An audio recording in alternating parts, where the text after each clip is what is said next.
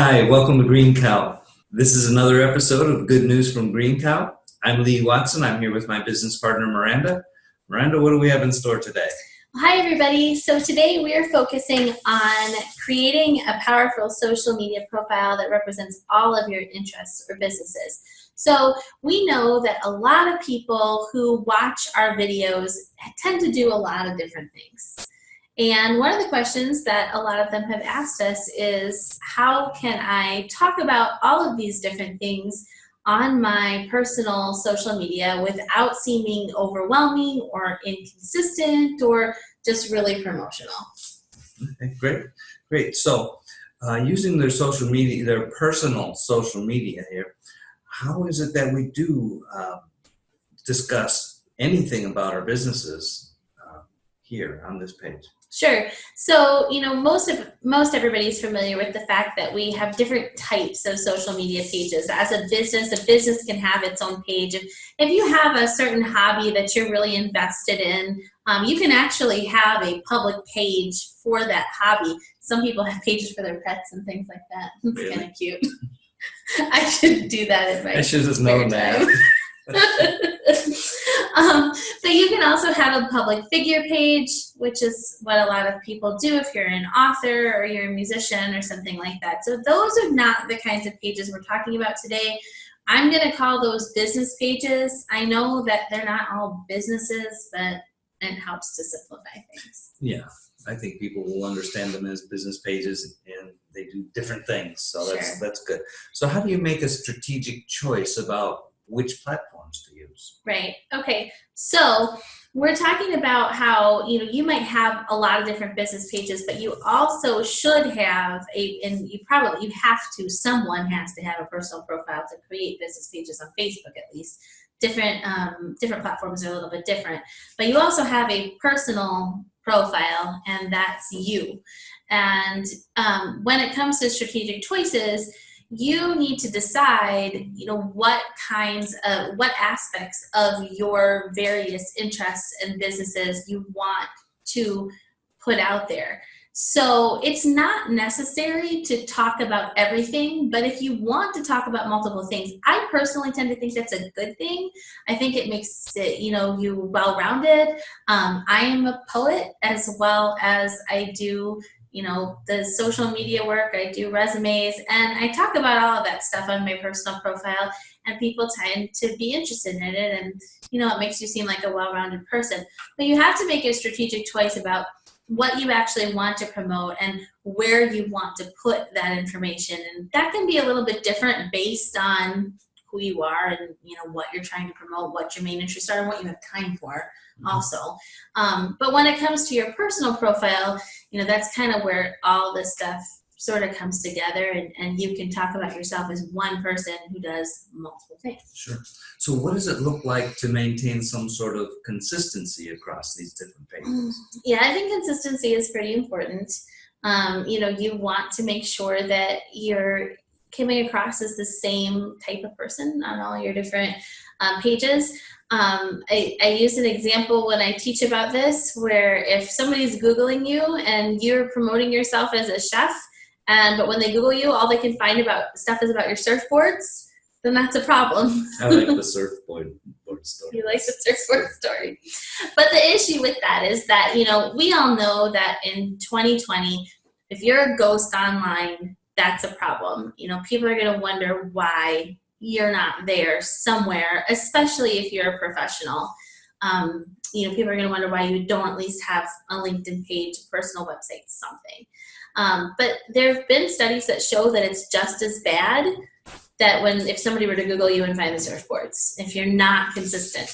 And if you're out there telling people, hey, I'm a consultant, or I do music lessons, or whatever it is that you do, and if people are just not finding that, then that's going to be an issue. Sure. So you've got all these various interests and hobbies, whatever, and you want to promote all of them. You mentioned at one point using storytelling. How does that work to promote all those things? Well, I think it's important that when you have a personal profile, that is your story and who you are. And so when you're trying to tie together all the various things that you do, oftentimes it's not good to be super promotional, right? I mean, we've all seen that. People are super promotional. It's very boring. Nobody wants to be following somebody that's trying to sell them something every 20 seconds. But what you can do is you can tell stories about how much you like your job, who you met that day, something exciting that happened to you. I like to tell stories when I get a fun email. Somebody says something that, I was able to help them do something, because that's really exciting to me, and people tend to gravitate toward that. So it's not a good idea to be constantly promotional, but talking about your various interests and your various businesses on your profile is good because it's who you are, but position it in terms of, this is something that I learned, or this is something that I achieved. Make it personal about you, because people can relate to that. Great. Yeah. So what happens if you happen to be in a highly regulated industry? How do you handle that? I think that does affect a lot of people, and that's something that I want to say too, is that if you are in a highly regulated industry, or if you're an employee, or if you're a contractor, it's not your own stuff, only your own stuff that you're talking about. Or even if it is, if there's like copyright issues, if there's like intellectual property issues, you have to think about all that stuff. Unfortunately, a lot of people don't, and we've probably all seen some of the big blunders that people have made that you want to avoid. So make sure that you are sure that you can say things online before you say things online.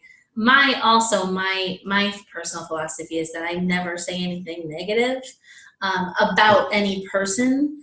And that really, I may leave a so-so review every once in a while. I usually try not to do that either. If I really have an issue, I will just message the person or message the organization before I leave a review. I definitely think it's good to be honest in your reviews, but I usually try to give them a chance to fix the problem first. So a lot of what you just said would probably apply to an employee or a 1099 person. Right. Or you're doing any kind of contract work with an organization, or then your client, if you're doing work with a client, you need to make sure before you share something, it's okay for you to share any work that you've done, any reviews that they've, unless the review's public. If the review's public, then screenshot it and share it. Or summarize it. You can always summarize things. But you have to be careful with all that stuff. But even if you are in a highly regulated industry, or you have issues like that, there are definitely ways around them if you're creative enough. So make sure you're informed, but you can still talk about yourself because you are a person and you can talk about your own experiences. Okay. Well, I think we're about out of time. I want to remind you that if you have questions or comments or any concerns about anything that we say, be sure to let us know. We'd love to get your feedback. It's always helpful. If you have ideas for upcoming events, that's great too. Please leave us a comment. Yeah, and I just also want to remind people that this is like my opinion of things that I've done. But if you have other suggestions for how people might be able to represent those interests on social media, please leave that as a comment. Let us know things that have worked for you, because ultimately our goal here is to help people, and we know that this is a challenge for a lot of people, so we want to help them the best way that we can. We also want to remind you that we have events coming up this week, both for our members and for the public. So you can find those by going to greencowpace.com/events. Okay, that's greencowpace.com/events. All right, I think Wonderful. that's it. Okay, in that case, make this a wonderful day, and we'll talk to you soon. Bye. Bye.